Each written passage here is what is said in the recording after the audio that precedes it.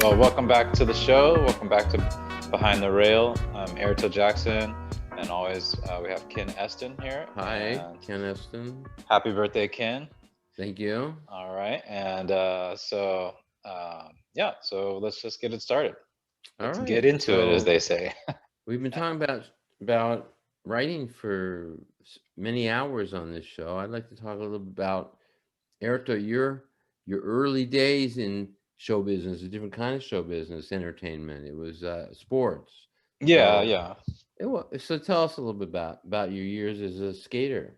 yeah. I mean, for I don't know. I was probably like I was a skateboarder for many years. I started probably when I was, I think, I don't know how old, probably second grade or something like that. And then, Wow. yeah, I started pretty early, but I didn't really take it seriously. I just kind of rode around on the, like I didn't know tricks or anything. I didn't know what a good board was or anything like that. And Mm. then of it, I got the bug. I was kind of into it was like a toss up between BMX and skateboarding. And Mm. then BMX is kind of they're both rugged sports, but like I think Yeah, yeah. I knocked myself out one time BMXing. So Wow. yeah, I tried to Was jump it? these staircase, Yeah. and I didn't And know like you had to pull up on the bike, so I just rode into the staircase. Like oh, I just go. just did a nosedive and like woke up Um, with all these people around me, and like they're like, oh, like all I could, all I was concerned about was my bike, but I had like this huge gash on my chin, and I don't think that really deterred me. I was hanging out with some friends in the fifth grade. I think in the fifth grade, like I was still a BMXer, and then I was hanging out with some friends of mine, and we were going home from a party, and they were all skaters, so there was always like two camps, and I was pretty much by myself in the BMX camp, and then mm, they had their boards with them, so I was like, oh, let me try it out. I used to skate and stuff, and I ended up ollieing like up a curb like the first night, and everybody just like went ballistic. They're just like, I can't believe you did that. It's like you just so I don't know. I kind of just got started from there and just pretty much became consumed with skateboarding for many so it was years just after. kind of natural. Did somebody teach you? No, no. I mean, I think like certain things were natural. I was always good at like ollieing high and stuff like that. That's like the main fundamental. But there's different variations. There's people who ride ramps and stuff like that. Like that's their introduction into skateboarding. There was a ramp at Mm. my local roller skating rink when I was a kid, but in Denton, Texas. But I was kind of scared of heights, so I didn't really like riding the ramp too much. It was too high Yeah. for me. So I just Uh, pretty much stuck to the streets, and street y- skating became really popular at that time. So I just skated that way. yeah. Yeah. Yeah. I see it a lot. I see it in commercials and movies and television shows. Yeah. I've never seen it in person. I see a lot of we have a lot of skaters in my neighborhood, but they don't do anything tough. They just pretty much just skate up and down hills. Yeah. And I mean, that's tough. Skateboarding yeah. is so difficult. It's like one of the most difficult things. I mean, it prepared me a lot for life, and it definitely prepared me for. I was thinking about this concept yesterday, which is like, I don't know, it's probably not worked out completely, but I think people, instead of aiming for success, they should aim to fail, because if you fail a lot, then success is going to be a byproduct, like an automatic Mm. byproduct. But it doesn't really ring as cool sounding. Yeah, I know what you mean, but there's more failure than success For in sure. any pursuit. So Hmm. you gotta accept that you gotta have some failures. So if you can't handle the failures, get out of the game. It's Yeah. not Skating's your definitely thing. like that. I mean, like you're gonna fall. Like there's no, like if you're afraid to get hurt, or I mean, there's within reason, of course, everybody, even the best people are going to be cautious so they don't get hurt more often, so they can do what they love to do. But yeah, I mean, you get Yeah. good to where you can get consistent and stuff and get a lot of control, but yeah, you definitely get hurt a lot. I mean, had my fair share of many injuries over the years, some that I'm still feeling Still paying the today. price for, right? Yeah, yeah, but I kept it going up until like I didn't skate like after I was sponsored for many years. Then I kind of had like an early retirement because I blew my knee out. But that's not really why I stopped skating. Once I had knee surgery, I started skating. They said it would take me like a year to come back, and I was skating back in like 3 months. Not full, but by 6 months I was already back to like normal. But just So something kind of, huh? No, go ahead. I was just gonna say something kind of happened to me. Like once I got hurt, part of it was like I didn't really have insurance, you know, so I had to get like a regular job so I could get insurance, so I could get surgery. And that part of it, like getting hurt that badly, kind of made me feel like, why am I doing this? You know, like I'm not even really making that much money, and I can't cover my medical expenses. So it just kind of, you know, it was a different vibe. And then I remember once I'd already come back and everything, I was still skating. I was sitting in this parking lot with a bunch of kids, and I think I was like 24 or 25. And I just remember thinking, I don't want to be 30 sitting in a parking lot with a bunch of kids, you know, like it just kind of, Yeah. and I'm not knocking it. I mean, I started skating again later after like college and everything, just to kind of exercise and have fun. But I still love it. I still like watch skating. I was just watching skating earlier, and I still talk to some of my friends who are still in the industry and everything. So Do you skate at all anymore? no, I mean I haven't. I tore something in my knee, like not the knee surgery, but like something recently, like in the last 4 years. I on a really like basic low trick. I just kind of hung up weird and like tore. I got like a bucket tear, and so that took a little while. And you know, I just you know, I don't know. I just don't do it as much as I'd like. I've been thinking about like going out and skating or building a ramp at my house or something, but I just Mm, haven't really done it. yeah. It's funny because I do think of it as a very dangerous sport. Even when I'm watching people going downstairs and Hmm. across rails and stuff. Oh yeah, that stuff's like the most dangerous part. That's the most dangerous. I mean, you know, like I was saying, there's levels. So like there's street skaters. Like I like ledges. I like flat ground. Like there's different things that obstacles basically that you can skate. And some of the like, I don't know, like the skinnier kids. I don't know, like there's like, you know, there became like factions where it was like punk kids did like rail skating and big gaps, and then like Oh, the hip hop kids did like more technical skating, and they skated ledges and stuff like that. Or you know, like man, more of the technical. They're considered like they're both street skating, but you know, like I don't know, it's just kind of a different vibe, and you can blend the two. Some people are really good at doing technical stuff on really big shit. I didn't really skate big stuff because I've always been like, I'm kind of a heavy person. Even when I was really skinny, I still probably weighed, like if I'm really really skinny, I probably still weighed like 175, 180, 185. really? Really? Yeah, I'm You, just you must have dense. heavy bones. You got dense Yeah, yeah, bones. yeah, for sure. So when I land, it feels, I can feel it, you know, and like even, Really? yeah. And the thing about skating too is I was having this conversation with a friend of mine like not too long ago, but you know, everything else in life, or a lot of things in life, people are like, oh, it can't hurt if you try. And it's like, no, that in skating, it's like, that's the thing that can get you most fucked up, is just giving it a Yeah. shot. You know what I mean? You're better off trying to Yeah. land it. Yeah. No, I could never do that. Did you surf at all? I mean, there's some Yeah, I did. relative. Yeah, you did. After skateboarding, I tried Yeah. surfing. Yeah. Yeah. How'd that go? It was good. I mean, you know, like I have more like balance than, you know, probably like some beginners, but I Yeah. have a wrist injury, so it made it really hard to push myself up, you know. And Oh, I was surfing in Pacifica, like in, you know, Northern California, which is yeah. freezing cold weather.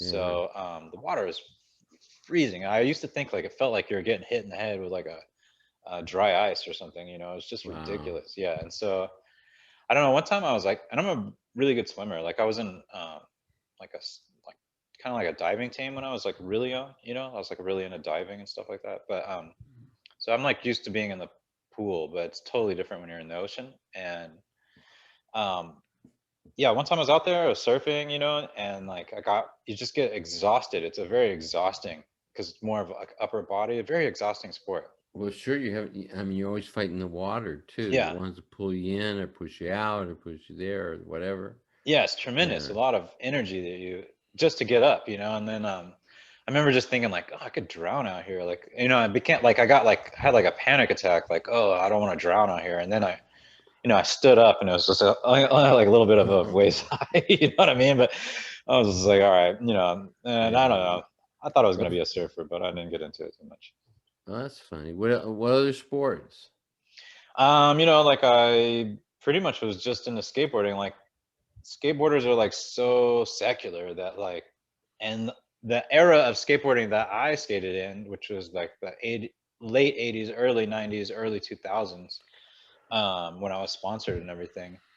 That era of skateboarding is all about like hardcore, like street cred. Like you just pretty much disassociate with society completely, or at least that's how I perceived it to be. And so I didn't play any, like I played soccer when I was real little, but I don't know, I wasn't like the fastest, you know, so they put me as fullback, and then my team was always winning, so I would just sit down on the they would Mm, always be on the other side of the, you know, on the other side of the field, and I never really got a chance to get in the mix too much, so I got bored. yeah. I used to get bored like really quickly.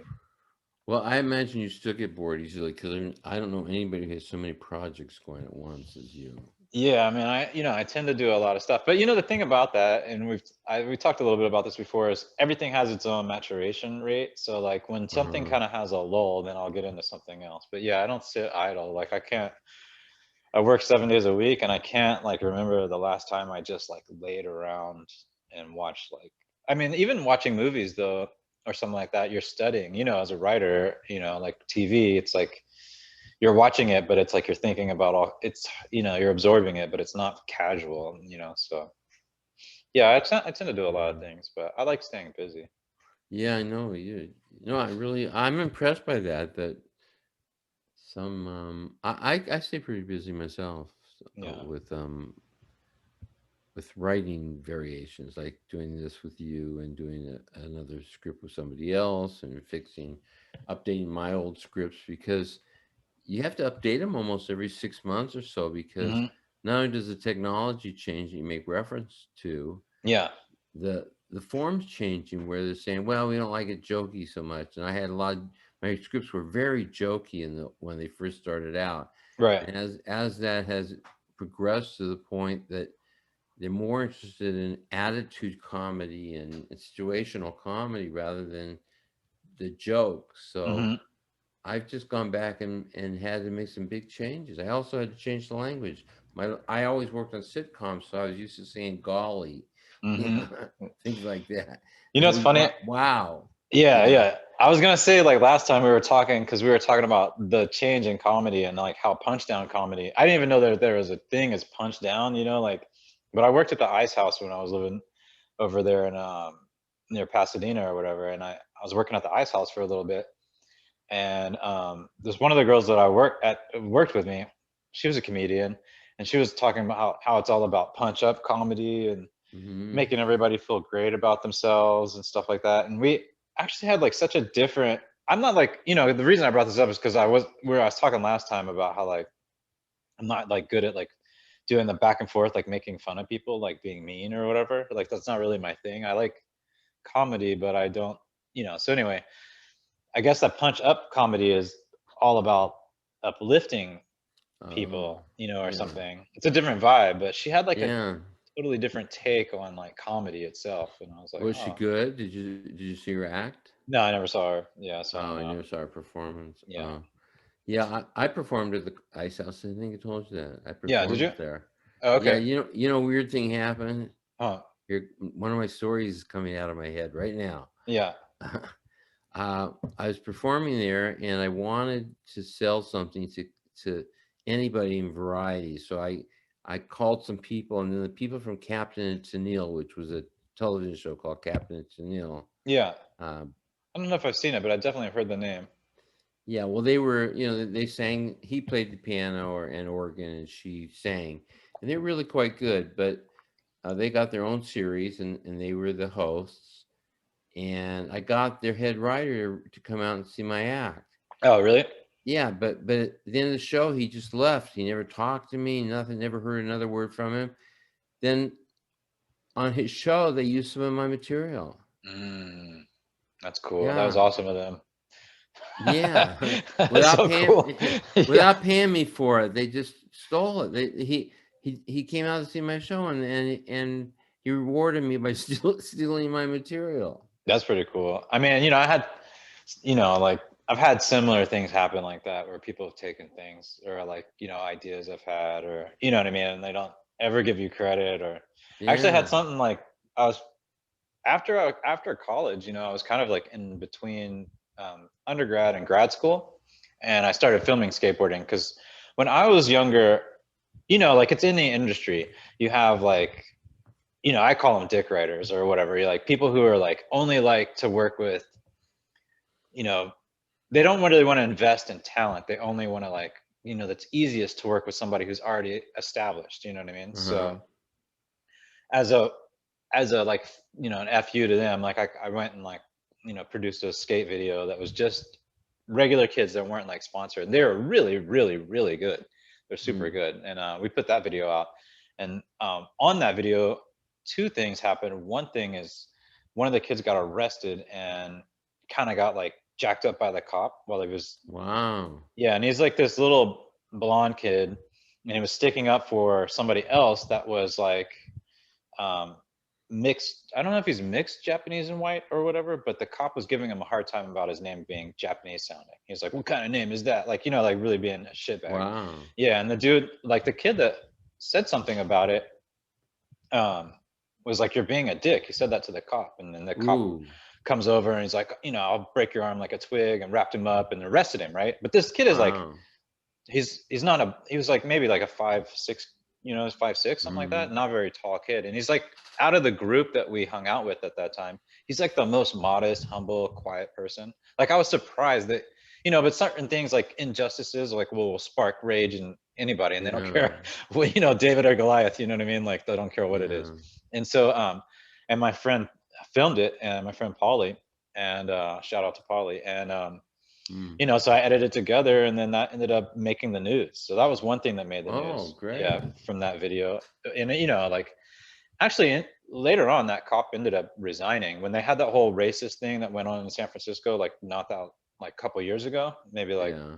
2014, or he resigned because of other things. But I remember thinking like, oh yeah, of course, like you know what I mean, like. Wow. And then another thing is I filmed this kid try a trick, and then the board like bounced off the wall and like came back and hit him in the head, like right when he's looking at the camera, you know. Oh, no. And we, you know, we were talking the other day about how like, you know, comedy is like physical comedy. You see somebody I get hurt, know, it's yeah. like, but it was hilarious, you know. It would be, I can see that being funny, but at the same, was he hurt? You know, he had a little gash on his head, you know, but you know, he's kind of playing it up for the camera. But that ended up on the Jay Leno show, you know, Oh, the wow. opening monologue. Yeah, so that was kind of my like unofficial foray into. I mean, How'd you I'd done get some that other stuff. how'd you get that to Jay Leno? You just sent This it is to why his I brought it office? up actually, because I didn't know, you know, like I had given it to Thrasher, which is this main skate mag, you know, so I gave it to those guys to Oh. use, and then somehow it ended up on Fail Blog, and then some Adam Ray or some, you know, I just made the pastes through the internet, and then Yeah. somebody was like, "Oh, that's on the Jay Leno show," and I was like, "Oh, that's Wow. crazy. It'd be cool if they would have let me know." You know what I mean? Yeah. Did they pay you? They did eventually, you know what I mean? But you know, Yeah, kind of yeah, begrudgingly, you know. yeah.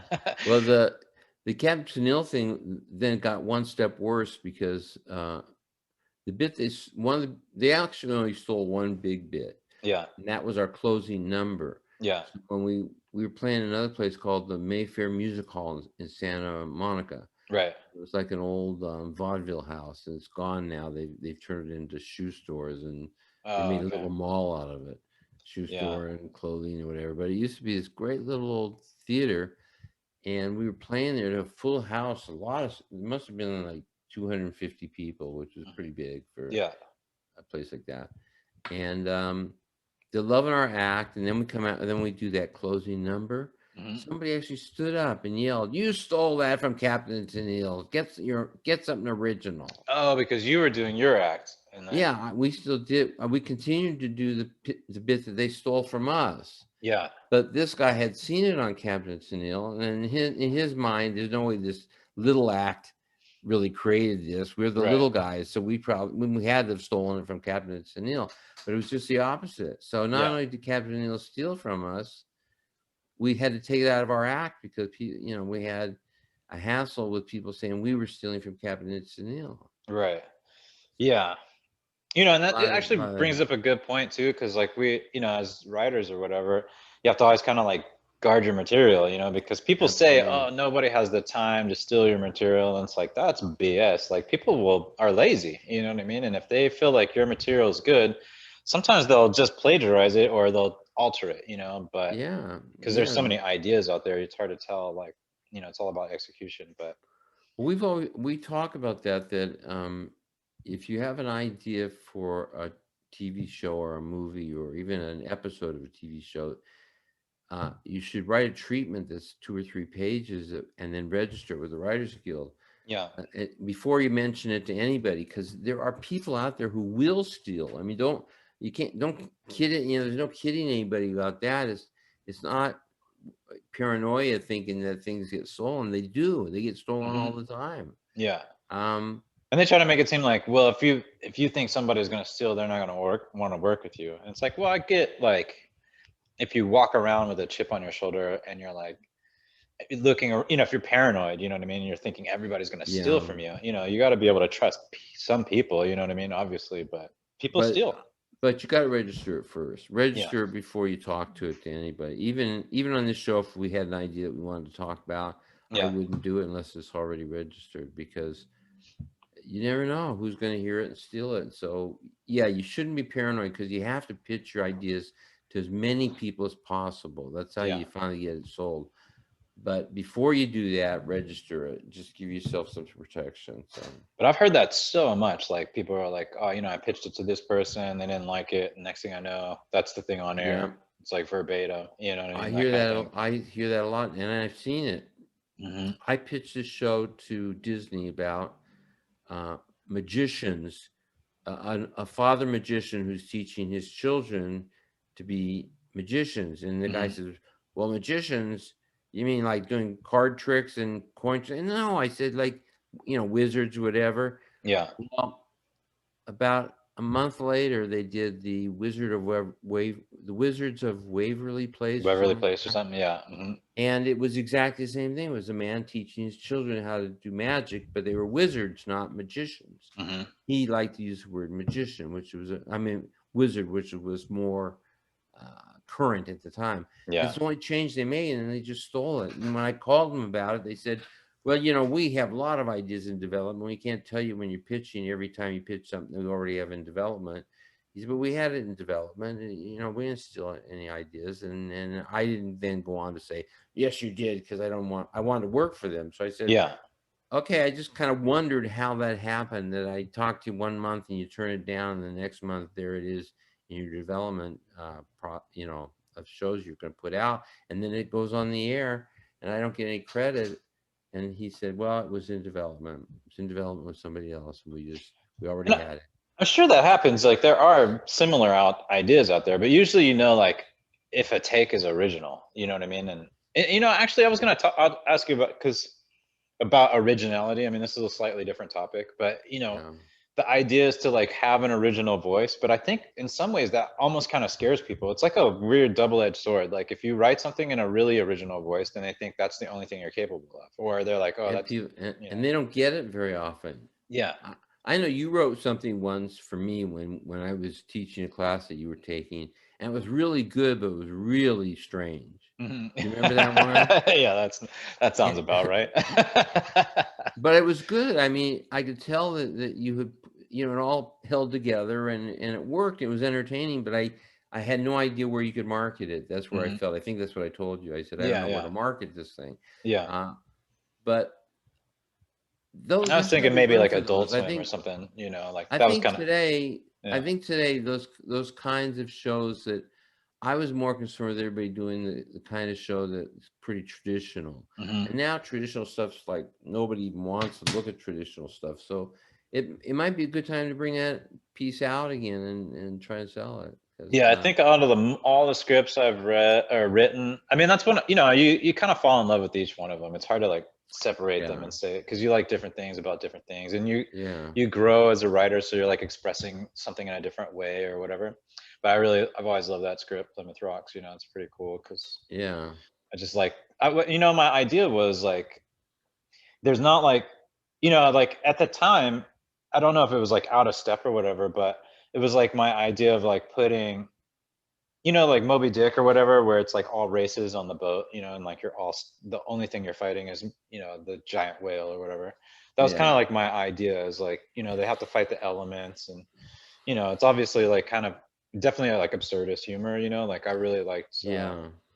like early Woody Allen. I like absurdist humor, that's kind of like a cool thing. I know Woody Allen's kind of under the bus right now. Like, you can't say that you enjoyed his work. You have to forget your past, that you actually had some enjoyment there. But you know, Yeah. I did. Well, I liked it. I like that kind of oddball stuff, you know, for sure. But you know, it was definitely, well, you should definitely think it's about kind it of a again. love 'Cause I story, you remember at know. the time I liked it. I told you I liked it. I just didn't think it was commercial at all. I didn't know Yeah, where yeah. you'd sell it. So, but now Like, I there's think more now, like Netflix, stuff you know, there. like Netflix could be like a place where they put that kind of thing on, and it has like Absolutely. all, you know, like the whole thing is like everybody, all the races are together. You know what I mean? Like trying to make it happen in this new place, you know. But yeah, I Yeah. don't know. Yeah, that'd be cool. I mean, I've always, everybody was asking if it was going to be animated. I thought of it as live action, but then when I started thinking animated, I was like, ah, that could be cool. I mean, The good thing about animation is you can do anything. You can, you know, you can make the world explode. You can do hmm anything you want, and yeah, it's no totally. more no more expensive than anything else you do than just having two heads talking, basically. Yeah. But in live action, boy, you make some big event like a volcano going off. That's, you know, you've just screwed up your budget. That's hmm huge.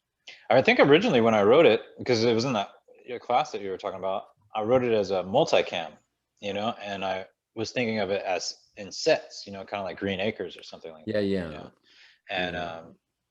yeah, and then eventually I made it single cam. But you know, there is something that kind of changed in the translation of the speed of the, because multicam is very dialogue heavy, you know, and then Hmm. when you do single cam, you're putting a lot of like A lot of descriptions of, action. Yeah, a lot yeah. more action, a lot more movement. Uh, I like single camera more. I hmm spent most of my career. Well, I spent all of my career really like on Taxi and Cheers and the Tracey Ullman Show and other shows like that. They were all multiple camera, hmm and I got used to that form. But now, as a just as an observer, as a viewer, I prefer the single camera stuff. I like the movement. I like the you don't stay in one set for very long before you move hmm on to something else. That you don't have to have a big joke at the end of your hmm scene because it's like you're on stage and there's going to and lights are going to black out and then come up on the next spot.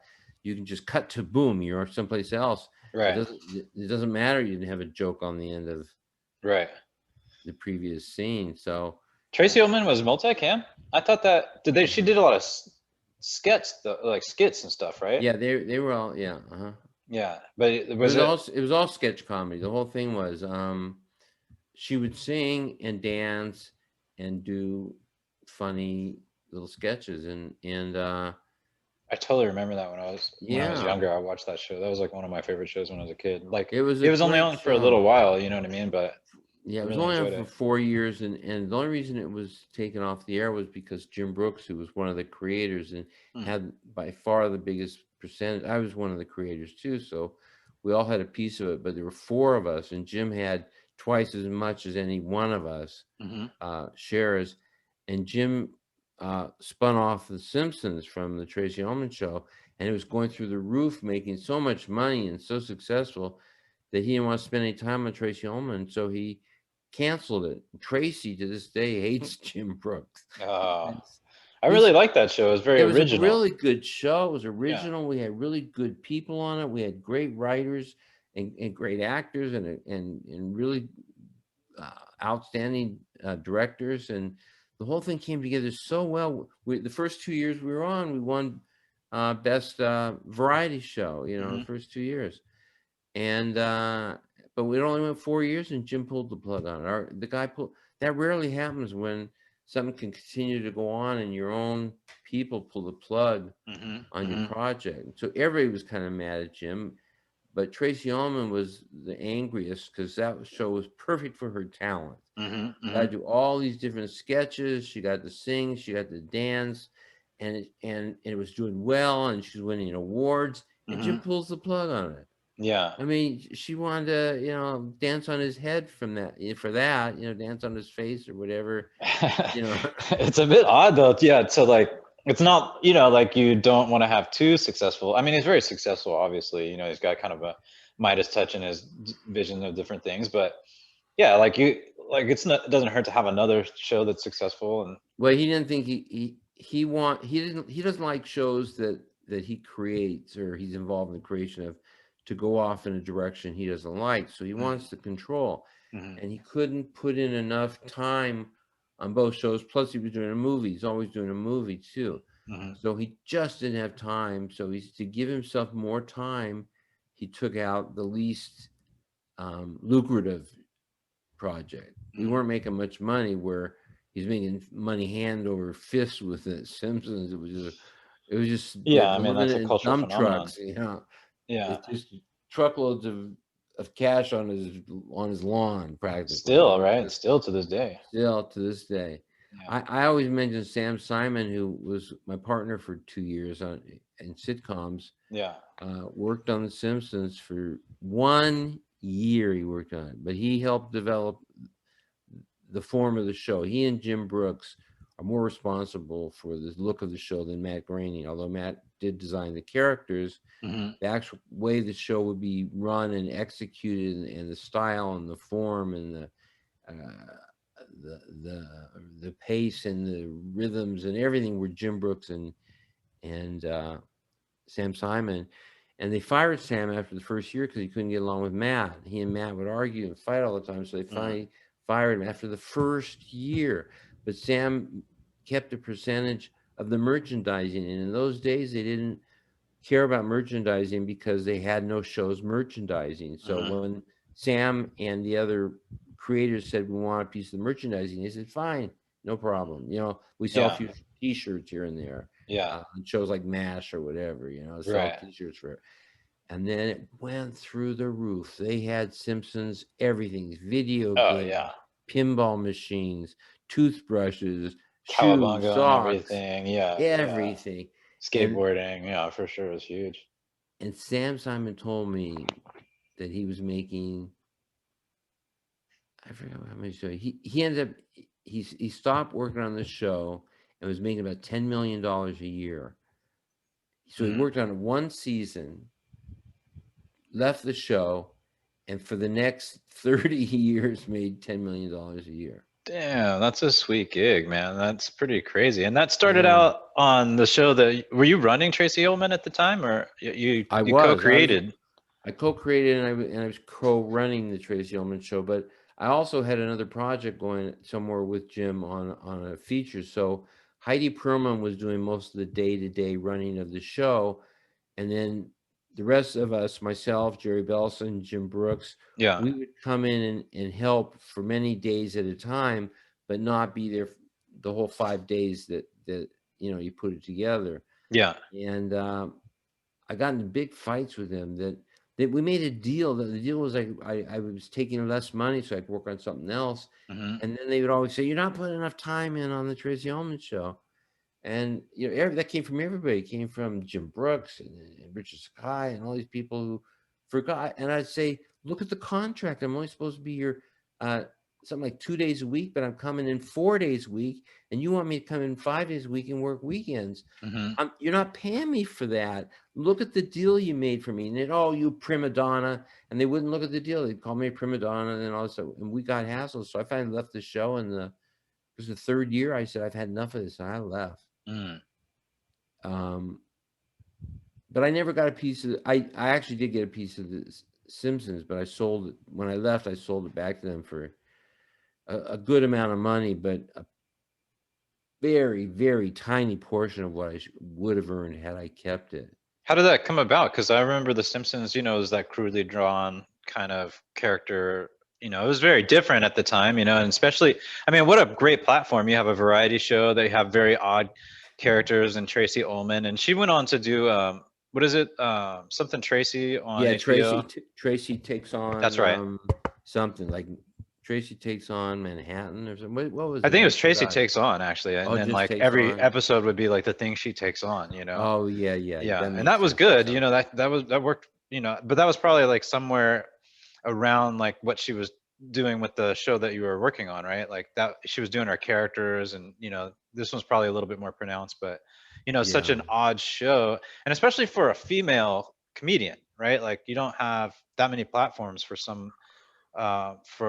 females to just do characters, playing male characters, yeah. It was. Yeah, she should do a woman. She'd do a man. She would do a teenager, and they were all believable. She was Yeah, wonderful in the part. yeah. But but she's still to this day, she's pissed at me because she always thought I was, because I was Jim's partner, she Mhm. thought I was part of the deal to tear it down, to, to pull the plug on it.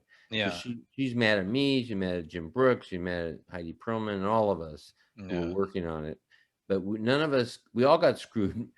The only one who did well was Jim Brooks, Mm. and Sam Simon. Sam Simon passed away a few years ago, so his Mhm. wealth he wasn't able to spend much of it in his lifetime. So I think he had a good run though, right? Of trying to spend it. Like, didn't didn't he he do did. pretty good? You know, He you said spent it 10 on million for bacon. 30 years or something. He only worked one season. I mean, that, you know, you get a chance to spend some of that. You know what I mean? I think. He did. He started a dog rescue Mm. That's group, which cool. was very nice. Yeah. And he also, I think he left all his money when he passed away to the dog rescue group. All of And his you guys money. were writing partners when originally all this stuff was going on with the. Did he work with you on the No, Tracey Ullman Show, no, or? no, not with. He's my writing partner for 2 years on a pilot we did together. That's Mm. all. Most of my career I was solo, by far, except for those 2 years, and I Yeah. worked for about 35, 40 years in the business. And those 2 years with Sam were really difficult because Sam's was a very difficult guy, but very talented guy. And so Mhm. I would put up with the difficult part because he was so talented. Mhm. And the Simpsons came about because they were bumpers for the Tracey Ullman Show. They were just a very tiny part of our show. Yeah. Very And crude drawings at the time. very crude. They fixed the drawings up somewhat, but they Mhm. kept the primary idea of everybody having an overbite. Everybody had Mhm. an overbite.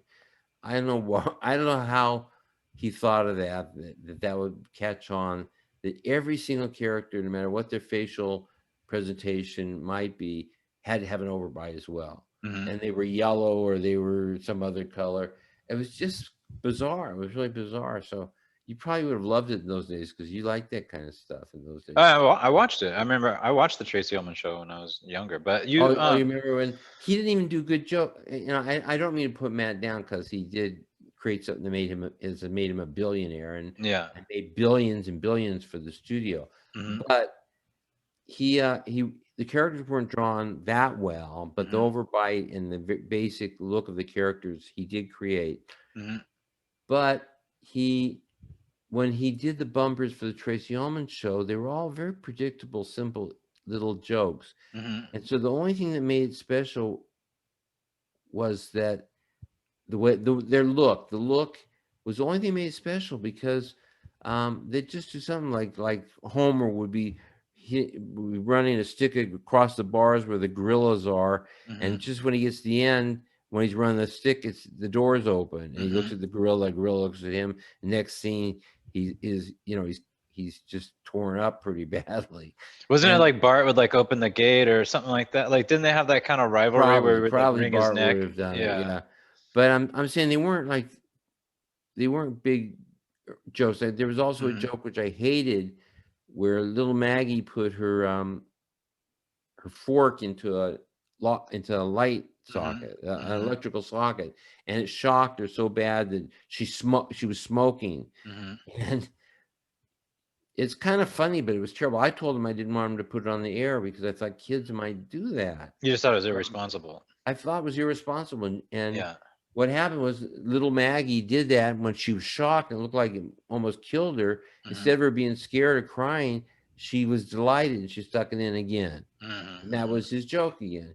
And I actually at that point said, I don't want to do this joke. I think it's irresponsible to show a kid putting something into an electrical outlet. Right. Jim Brooks came down on me so hard. He and Matt and everybody said, if are you an artist or are you some kind of sellout? I Mm. said, I'm thinking about saving lives possibly, or saving severe damage. You That's understood the not, responsibility of like what you were airing. Yeah. I always have felt responsible for what I create. Jim Brooks doesn't. Jim Brooks thinks art is art, Mm. and everybody else has to look out for themselves. So you Mm. throw the art out there any way you want, Mhm. and if it's going to have a bad effect, somebody has to come along and undo that. But he's not going to. He's Mhm. on to his next piece of art, which could be just as damaging. I'm not a big fan of Jim Brooks, obviously, from this, except he's brilliant. So the same thing about Sam Simon. Didn't get along well with people, but was a wonderful writer.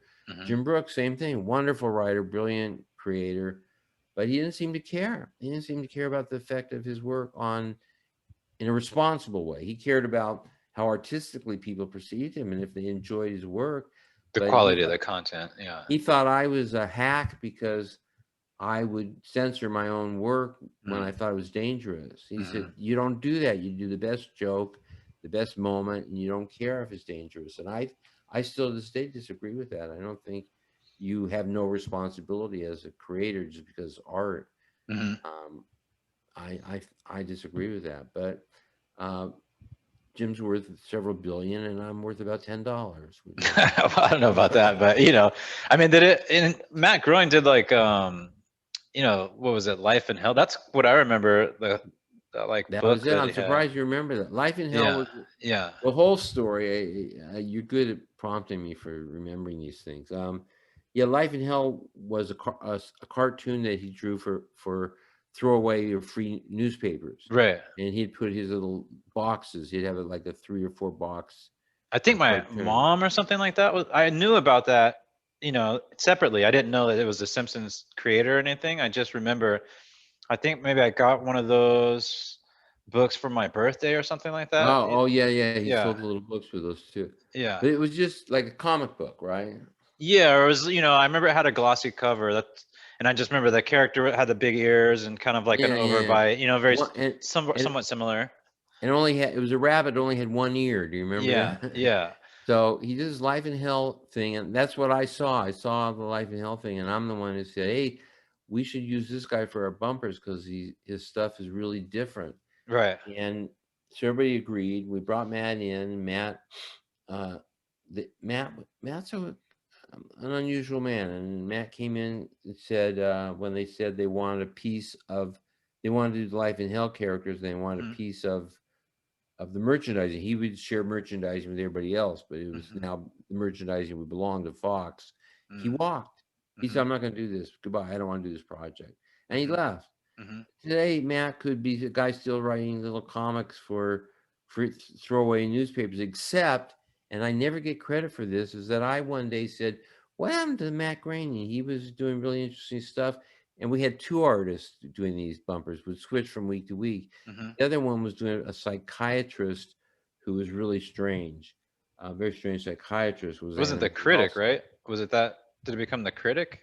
Or not the Critic? No, later on we did a show called The Critic that was also animated. But this was just a psychiatrist who, I think she talked in clicks and stuff. Did she have weird hair and like it was like kind of like it moved around a lot?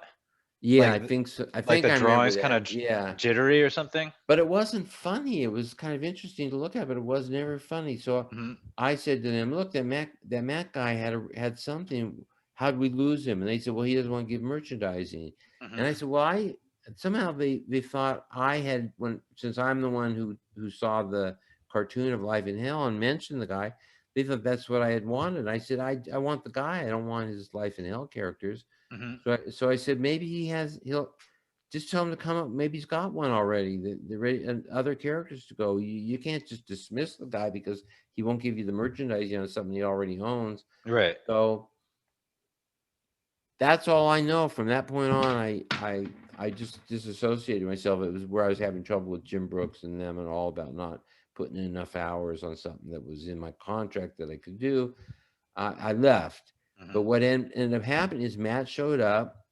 They told Matt, come bring him in other characters. And Matt showed up in Jim's office with the Simpsons the next day or the next day. Matt tells the story. He says he was waiting a long time for Jim in the office, and he just decided to sketch these characters just off the top of his head, and then went in to talk to Jim. That may be what happened. They may have set up a meeting with him, and he may have gone in without any characters, and then sat out there in the waiting room. Jim liked to keep you waiting for an hour or two. So I waited once for 3 hours for him for a meeting. Was this like a power play? This kind of, what was that about? I don't know why he did that. Was he just so busy that like he didn't, it took he was a while. Very busy, but you still don't keep somebody waiting for 3 hours who's run Taxi and Cheers and is running your show now. I mean, it wasn't like I was just, a fan out there waiting for his autograph. And Mhm. 3 hours is a long time to wait. But anyhow, so Matt was probably waiting for an hour, maybe longer, and he wrote. Apparently, he drew the Simpsons then, Mhm. and he said it's because he had already had them in his head. He already knew them. He may have already even drawn them somewhere, Mhm. and they were based on his own family. Homer's his father, whose name is Homer, Mhm. uh, and all the characters were based on characters in his life. So it was really an easy, a no-brainer thing for him. He didn't put a lot of creative effort into this thing. And so he wrote these characters in the office waiting room, went in, showed them to Jim. Jim said, those are fine. Those are good. Mhm. And so then we started doing the Simpsons on the Tracey Ullman Show. I heard a rumor a long time ago, and I don't know if it's confirmed or not, but the reason that Bart skated is because Matt used to live next to a pro named Frank Harada, and he would be out skating, and so that's where Oh, that's what I heard. I don't know if that was ever true, but I mean, or maybe it was Ocean Howe. Maybe, I don't know, one of those guys, one of those yeah, guys that one of I the grew big up guys. watching. Yeah, Yeah, yeah. that's the funny thing about it. Matt just kind of does what he sees. He just Mhm. so he knew a skater, so he made the kid a skater. He named the people after his family. He made them his family. He made all the characters. I'm not putting him down at all for that. I'm just saying it's interesting that something that's just kind of thrown together became the biggest money maker in the history of television. Mhm. No show has made more money than The Simpsons, Yeah. and it's run for 32 years now or something. And he just threw it together in the office after I saved his ass by asking that they bring him back and have him draw other characters. But when he tells a story, he leaves me out. And when others tell the story, they leave me out. And anything I've ever read about The Simpsons never mentions me. Mm. And it wouldn't, The Simpsons never would have existed without me. And I Mhm. never get any credit or money for it. So Yeah. But you said you had some shares in that, and then you I ended up had a selling it share. or whatever. I had a small. I had a share in one share, which is not much, but it Mhm. was adjusted gross, so it was a big deal. It wasn't a net thing that I'd get money after they took off all their expenses. It was a gross Mhm. point, so it was a big point. Yeah. It was worth probably, given what the show made, I don't know, it might have been worth $50 million today, but I Mhm. sold it for $500,000. Mhm. Which is still a super chunk, but at what point in that lifespan of the show did you end up getting rid of that share? Was it early on or? Yeah, it was earlier when I was having trouble because they wanted me to work for days that they weren't paying me for because Mhm. of what I had asked for in my contract. I finally left, and and I think that at that time we were really hostile. Everybody was hostile with everybody else, and Mhm. parent and Fox called me up and they did one of the bullshit manipulations. They called me up and said, "Look, everybody's angry. Everybody's having a problem with this." I was threatening to sue them because they were merchandising and they weren't giving us any money from the merchandising yet. Mhm. And he said, "Let's just look. Why don't you just take yourself out of the picture and make life easier for yourself? And we only want to do this because we want to be friends with you. We don't want this fight to go on, so that we can all be get along and we can all be friendly and work together. Why don't you just sell us your share? It's not going to be worth much because it shows that it's merchandising now, but like adult um, animation does all right. And the Flintstones a long time ago did great, but there's been nothing since. Yeah. It's really a long shot, and we're willing to give you $500,000 for this." Mhm. And I believed him. I thought they were really trying to do it to do me a favor. What happened? The truth was, they had already done all the testing, and they were looking at the marketing, and they saw how it was going through the roof. And they Oh, they had the anticipated. projections and Oh everything. yeah, yeah. They had everything. I only found this after the fact Mhm. from a lawyer who did some research when I was still going to sue, and then I didn't. Mhm. But um, then they bought me out, and I thought they were really doing it for goodwill. They said, "We're going to pay you $500,000 for your 1% of adjusted Mhm. gross of the show." And so here's the weird part. I think they paid me 600,000. Actually, it was more than 500,000. Mhm. But then they said we had agreements in the contract that said if you got such and such back on your merchandising, the blah blah blah blah blah blah blah blah, and they ended up only giving me about like 300,000 of it. Mhm. Mhm. So I only really got 300,000 of the Simpsons that should have been about 50 million. Is there a way now that you think about it to where you could have? I mean, I'm sure you probably thought about it, but like that you could have known that they were doing projections? Is this stuff like super tight-lipped? Like you don't tell anyone, you don't have any idea how to like. I should have hired like a private detective or lawyer who does investigations. I should have really looked into it, but I was naive and simple. And when they offered me 600,000, I guess, for my for my Simpsons and my Tracey Ullman to wipe me completely out of the scene, Mhm. and I thought, this is gonna make peace. We'll get along. We'll do other projects. I didn't expect the Simpsons to be a monster hit, but Mhm. I didn't know they knew it was already destined to be a big hit. They didn't know it was Mhm. going to be the monster, incredible thing it turned into, but they knew it was going to be a big hit. And giving me $500,000 was a huge coup for the lawyers who did that. And I'm sure they got all kinds of rewards and accolades for screwing the little guy for the Mhm. corporation, Mhm. which they did. I don't know how you have a job like that where you're going to twist the truth to take money from an individual to serve the studio, the corporation, and Mhm. then they get their accolades, maybe a raise, I don't who knows, a bonus or something, but they stole like a whole life from a different lifestyle for me. I would be a very rich man. Now I'm comfortable because I have my writer's guild stuff and I have residuals and I have things. Mhm. It's not like I need money, but I'm not a multimillionaire, which I should have been. Mhm.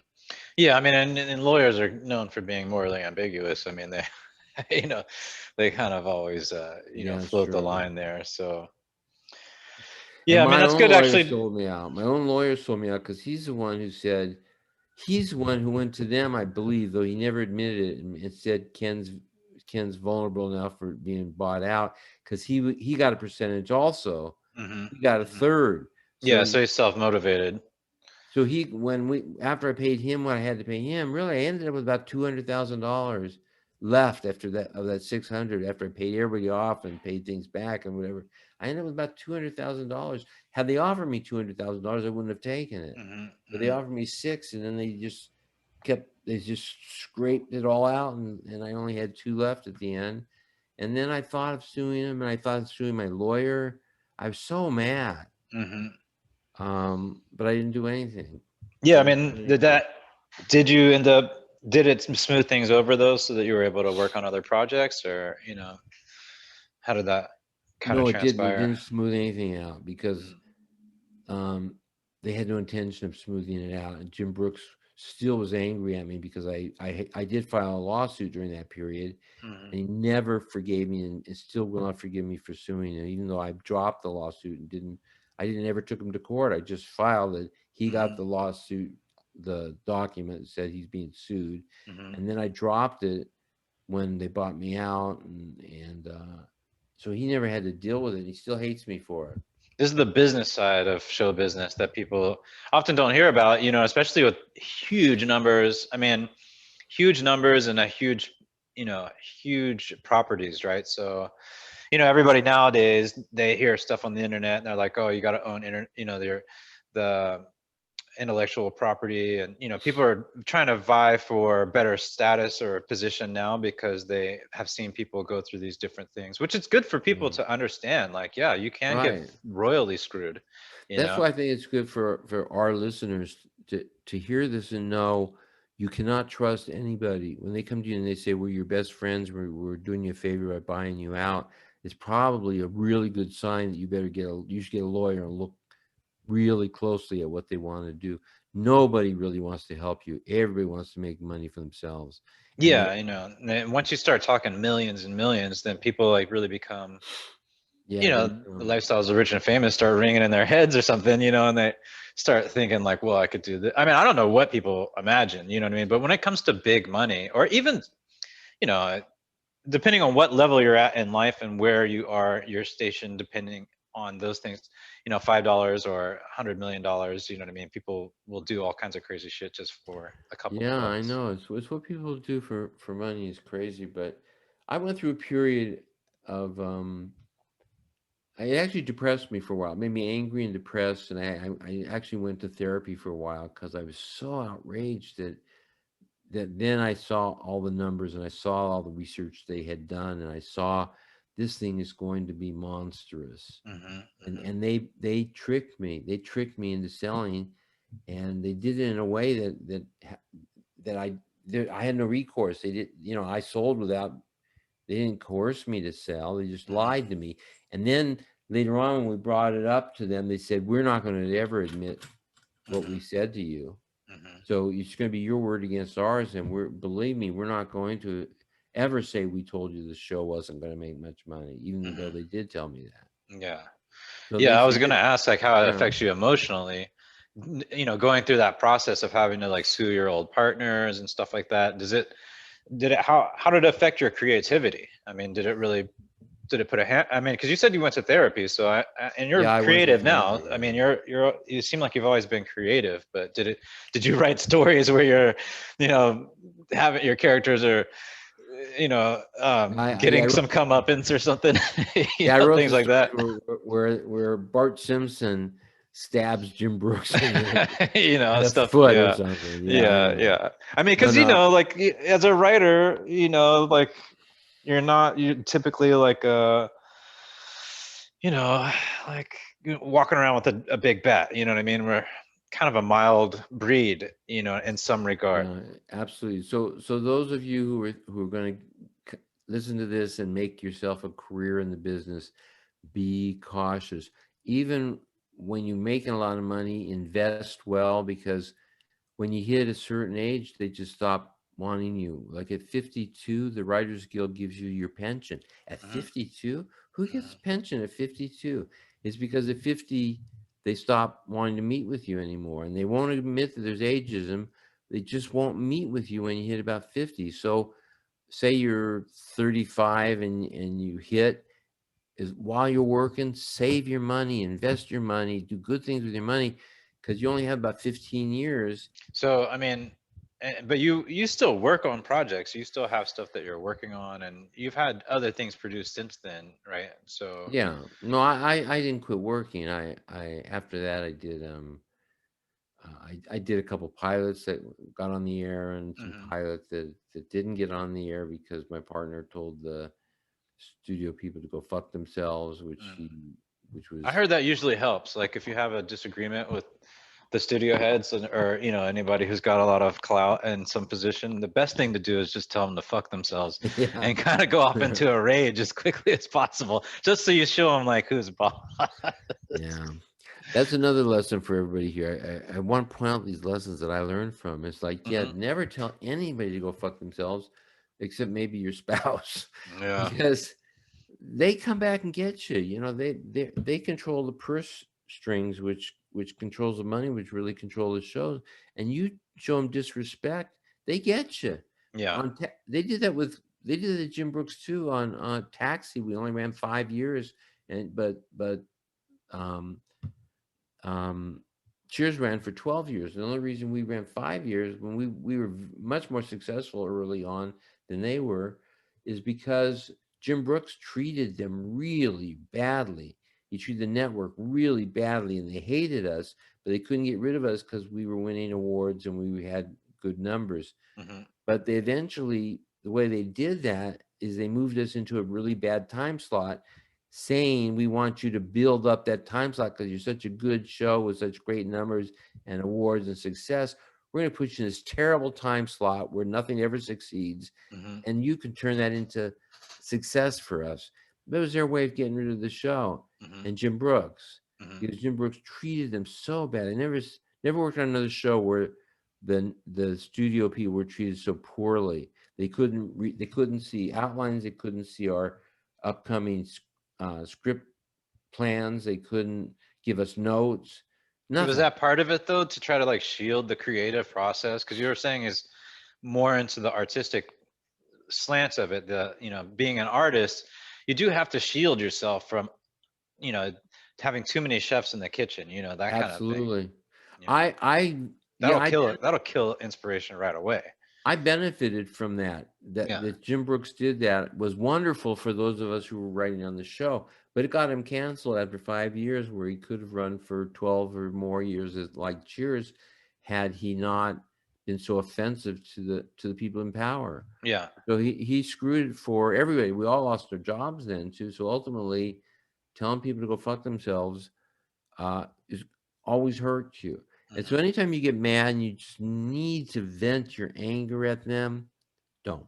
Yeah. I know you feel you need to, but venting your anger could cost you millions of dollars. It's Hmm. just not worth it to tell somebody to go fuck themselves. If that cost you a series or a pilot or millions of dollars, it's just not worth it. It never is and never will be. Right. What And you got to this, do is go home and make an effigy of them yeah, and yeah. Set it on fire. set it on fire. Maybe that will relieve your anger. Yeah. I don't know that, that's the thing about, I don't know, like I have I definitely can let shit go. Like I definitely like in the grand scheme of things can let shit go. But that's more of a developed skill. I mean, it was a skill I had to develop because you have to learn how to survive in this world, Yeah. and like when you put a lot of faith in people and you get burned at any level, I don't know if some things you can let go easier than others, but it is difficult to deal with that part of the human experience, of just feeling betrayed or whatnot. And Yeah. if you're, I don't know if it's just for creative people, but like if you have a intense imagination, you can really smolder in that for well beyond, the amount of time that it really, the burn, depending on the burn, you know what I mean? But I Yeah. know that I've Yeah. definitely had to, learn to meditate and get Yeah. my, You inner have peace to find together. another way. You got to find a way to vent that anger in a way that doesn't hurt you. Yeah. If it hurt the person who wronged you, maybe that would be justified. But Yeah. even if it did that and you still lost your job, it's just not worth losing your job, losing your show, losing things Hmm. to say to be able to say that sentence to somebody. So Yeah. maybe you make him really angry and you go, "Great, I made him really angry." What do you get for that? Nothing, Yeah. but maybe your show canceled. It's just It feels good in the short term, but in the it long does term, feel you're good really when you fucking do it. yourself over. Yeah. It's like somebody who kills somebody in a moment of rage, like jealousy or whatever, Right. and they know they're not going to get it. They don't think they can't possibly get away with it. Sometimes they do these in the open, and Hmm. they just took away their entire life Hmm. to, Hmm. to satisfy one moment of anger. It's just crazy, and it's hard not to want to vent. But you got to not, especially in show business. You can't vent. You never know who's going to be the next boss that you have. Hmm. Sometimes you vent to somebody who's just somebody's assistant, and they end up running the next project you're doing for the network, and Yeah. they make life hell for you. I've had that happen too. I've had somebody at Disney, and I won't mention the guy's name, but he hated me because of something that had happened between us, and he did everything he could to screw up my career. He ended up being the head development guy at Disney, so he just ruined everything I did, everything I tried to do at Disney. He just ruined it, so it couldn't happen. Hmm. So my thought was, I wish I'd never been so offensive to him. Hmm. I couldn't take it back. He didn't want an apology. He wanted to ruin my career. And then you're also dealing with a lot of thin-skinned people that have egos, so it's like a double-edged sword, like and they always say that, like be great to everyone because you never know, like the person that's a reader, in the production room with you, like may be the head of the studio in like 5 years. You have no idea how it happens, so Absolutely. yeah. And then there are things that, also I mentioned that I did Beverly Hills Cop, and Hmm. I converted from a lightly humorous dramedy, mainly a drama with a humorous idea about a Detroit cop having to work in Beverly Hills with their cops. Yeah. Um, but in that case, I was obsequious. I finally did it their way. I didn't want to do it. I said I don't have time for it, and I did it anyhow. I wrote it for them. I Hmm. got it done. It made them a ton of money, and they never did repay me with a favor. And they Hmm. said they would. They never did. They never. I think they thanked me, but they never gave me any money. They didn't give me a car. You Hmm. think they give a guy? You just it became the biggest comedy they had ever done, biggest movie comedy Paramount had ever done. Hmm. I was expecting them to give me a Porsche or something, maybe a Rolls Royce. What And they kind of gave me Porsche were you thinking? Like a 911. a 911 turbo, something like that, with some Yeah, mahogany yeah. steering wheel and leather Uh-huh, seats, right. leather interior. Yeah, Absolutely. totally. I saw the whole thing. Yeah. Yeah, exactly. But they didn't give me they gave me nothing. They gave me Hmm. nothing. And they never did repay the favor. And it was a favor because I didn't want to do it. And I turned it down. And there wasn't any significant money in it for me to do. And I was already running Cheers at the time. So I had a really good job. I didn't need to use my extra off time to Hmm. fix their And you had damn a Rolls movie. Royce at the time, right? Didn't you own a Yeah, I Rolls did. Royce at some point? I think I may have owned one then. Yeah. Yeah. But, oh, whatever. It's crazy. By the way, I'll also tell you, Rolls Royces are kind of a kick to have sometimes, and people will kind of, look at you in special ways or It's like whatever. driving a boat. It feels like you're It's on a not, ship. yeah, but it's big and it's not worth it. And also, Jim Brooks was driving his 12-cylinder Jaguar, which they made for a while, which really was a hot Jaguar. Hmm. And Yeah. he came back after eating and went to Jaguar, and there were muggers waiting at his Jaguar for him because they knew it was a rich guy's going to come get in this car. And Exactly. they mugged him and scared him to death because they had guns and everything, and he was really scared that he was going to die. So Jim Brooks, this is a funny thing about Jim. He went out and bought himself an old Buick Electra, Hmm. a used one, an old Hmm. used one, and Yeah. started driving that for years. For me, I can't. Yeah, sometimes money is a drag.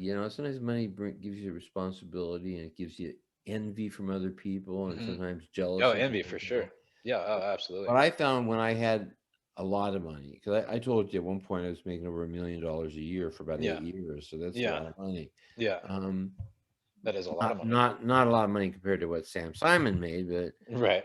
or Jim Brooks, but it was a lot of Still, money. that's But a good amount. but Yeah. yeah, but it was the worst time of my life. Really? Yeah, gosh, when I ran into some money problems, which I did when I've told everybody now at 50, you kind of hit Hmm. that wall where you can't get jobs anymore. And I was spending every penny I made because my agent told me you'll work for, as long as you want to work. It was basically Right. told me you could have a lobotomy tomorrow and I can still get you jobs for the rest of your life. Yeah. Total lie, total Hmm. lie. He was just blowing smoke up my ass. Yeah. I mean, there's But no permanence. Yeah. no, I don't know why he did that. That was a very hurtful Hmm. thing. And I spent money and never saved anything. The money would come in, $1 million a year would be gone every Hmm. year. Hmm. So at some point I didn't get jobs for a while and I lost a big property that I had, a big house and Hmm. other things. And I'm waiting to get another job. I'm waiting to hit bottom. It's kind of like you're in a plane and it's dipping down because it hit an air pocket and Hmm. you're waiting for it to hit bottom to where it'll take off again. Hmm. That's kind of how you feel. And I'm falling and falling and falling. Hmm. And that was And then, like, and by the way, then I did hit bottom and I got a job for about $800,000, like a big job. So oh, well, that's interesting because was that the house? One time you mentioned you had a house that had like 12 bathrooms. Is that the house you're referring to? yeah, big house. It had a guest house. It had all these bathrooms. I think I told you that the family room or the entertainment room where we had the big TV was so far from the kitchen that you couldn't get down to the kitchen and back during the commercials. Hmm. People I like to didn't hear go. that, but that's crazy. People like to go get snacks during commercials, but you couldn't do it because you couldn't make it to the kitchen and back And in the that's, time the commercials ran. let me ask you this, man, because there's few people who have had that experience, and everybody thinks it's going to be the most amazing thing. And like you're saying now that like it wasn't really what it was all cracked up to be. When you're in a huge house like that, is it like 12 bathrooms? I mean, did you have enough people to fill? Were you like housing a lot of people, or was it, you know, We had visitors. necessary? No, because I at the time she had two daughters that I didn't adopt, but I took care of, Hmm. as my own. Hmm. Um, and so we only really needed 2 rooms plus our rooms. We only needed 3 rooms, but I don't remember how many rooms. We had so many bedrooms, and we let people stay with us. I mean, people, friends and family would just come and want to stay because it was a nice property and had a beautiful view, and we had a swimming pool and But you're like all. working all the time, right? at Yeah, this and I'm not time. even home, so I don't even know what's going on. I know my wife's letting people stay there, uh, and I didn't mind because I thought I was going to work forever, like my agent said. So Yeah. I was out working, working, working. I come home to this really pretty woman who was my Hmm. wife, and Hmm. it was cool until I ran out of money, and then she just divorced me. So like when you, I mean, so you're working, so she's doing all the shopping. Here's the thing.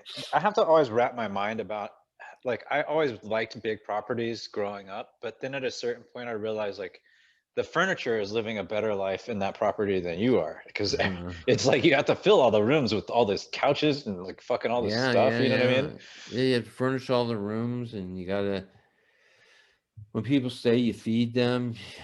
So Yeah. there's a lot of burden to having a lot of money. And one of the people I honestly I know a lot of people who made a huge fortunes and smaller fortunes too in show business, and none of them seem happy to me. I don't know any Mhm. happy people. The happiest guy I know is the guy who cleans my house. I Mhm. swear that's true. The guy who cleans my house is the happiest guy I've I've known. Mhm. Everybody else seems to be troubled, and all these people with all this money are so miserable, so troubled. And as much money as they have, they should have made more, like I did with The Simpsons. So I Mhm. sold my share and I got screwed royally. Mhm. I still had a lot of money, and but it depressed me and made me so angry that I had to go into therapy for a while to deal with that. Um, it's money. It's like weird. It's not a good thing. Money's not And then you good. have people come in with their hand out, and it's not like you want to turn them away, but and when you have a house like that, you're basically running a small industry because you have to have it manicured, everything has to be cleaned. It's a giant amount of work. I've I had two full-time nannies, a housekeeper, a secretary who wasn't my secretary. My wife's had the secretary. I didn't need a secretary. I had secretaries down at work. Mhm. Um, I had a lot of people. I was putting out a lot of money every month, and I wasn't thinking about it at all. I just didn't think about it. I'm going to work forever. My wife likes to spend a lot of money. Mhm. We're doing all right doing this, and then the property. What happened is that's when the property values crashed, when the Mm. Japanese were buying a lot of speculative land Mhm. in our area, and then they sold it all, and then pulled out, and then everything crashed. And so I lost that property, and that's when Mhm. she divorced me. Yeah, Wow, that's crazy. Like very soon after, or just was it? right away, immediately, Wow. immediately. Yeah, Was that up in Mulholland or something you said? yeah. It was at the top of Mulholland, where it had a view of both of the city, L.A., and the valley, the Oh, San Joaquin okay. You're on Valley. that So ridge. right on the Okay. very top, very Yeah. top. So I paid a lot for the land, Mhm. and the house was big. So in those days, relatively, it was a relative small fortune I paid for that house. Mhm. And that house was responsible for me losing a lot of money. Not only did I lose the house, and I put $1 million worth of renovations into the house, and I lost the house. So I lost what I put for down payment, I lost what I paid on to it, and I lost all the improvements I made.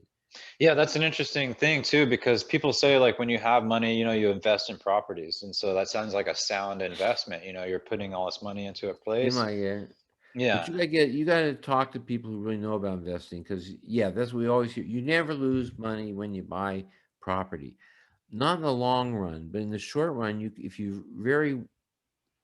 you're extended to the limits of your wealth with the kinds of property you bought, and then there's a depression or a crash, or property markets just crash, which happen periodically. And nobody told me that. I didn't know those things. I thought property was just good always, because Hmm. my parents had always made money on their property. Yeah, they're not making any more But I got to land. the point where it all crashed and nobody wanted to buy it because of the market crashing. Hmm. And so the bank took it back. And the bank took it back and got $1 million worth of renovation with it. Dang. And my down payment, which was plenty. Yeah. Yeah. So it's like, you can lose money on properties. Yeah. It's just, and a lot of, I think you were saying you didn't grow up with a lot of means, so you're not really protected in that way of like Yeah, having, yeah. financial advisors that you can really trust, that the family's been, that kind of thing, you know what I Yeah, mean? So, I didn't know anything about how to handle my money. I made all the wrong choices about handling my money. At one point I was so successful I gave up my agent and let my cousin who wanted the job made him my agent because he was good at talking to people. Hmm. Huge mistake. Huge, like disastrous. He just alienated so many people and said so many wrong things, made so many bad deals for me, Hmm. just screwed my career. Not only was I hitting the wall because of my age, now I have an agent who's really my cousin, who's not even really an agent. I just did all the wrong things. I should have had somebody say, look, you got to have a great agent. Don't let your cousin talk you into it just because he wants the money. I didn't have anybody to do that. So I was just giving people money, helping people out, spending too much money, letting my wife spend whatever she wanted. And that's how you go through $8 million in 8 years. Hmm. It's gone. You're Hmm. making it and it's gone as quickly as you make it. Hmm. And I used to read that about athletes in particular, how so many of them ended up kind of destitute late in their lives. Yeah. I always wonder, how could you make millions and end up destitute? Now I know you Hmm. can spend $1 million a year if you with not looking that impressive. That Hmm. big house, Rolls Royce, maybe those things looked impressive, but who cares? Did you I travel at certainly all during this time, or were you just working too much? I was working an awful lot, but I think we traveled. I'm trying to remember. Yeah, we traveled. We went places. We went to Australia, New Zealand, and Mm. I think we went to Europe somewhere. I don't know. We did things. Did you were you like a finance guy though? Like, did you, when you had No, the money, did you hang out with people to try to keep no. I compounding? was too busy writing and producing television. I didn't keep track of anything. My wife did all the spending for everything. She just Hmm. controlled all. She wrote all the checks and the bills. Though we had a bookkeeper too. Yeah, obviously when you're that rich, she didn't. She would write the checks and then send them to my bookkeeper, who would then do the ledger and all that stuff. We didn't do anything. There was people waiting on us for everything, and I'm telling you, it doesn't make you happy. Hmm. I've been through it. It does not make you happy. And all my friends I know who became very rich never changed. They were the same people. The ones who were happier before they were rich remained happier than most people, just like they were. Hmm. The ones who were miserable seemed at least as miserable or more miserable when they had money. So Hmm. I've never seen money do good for anybody, honestly. I've never seen it.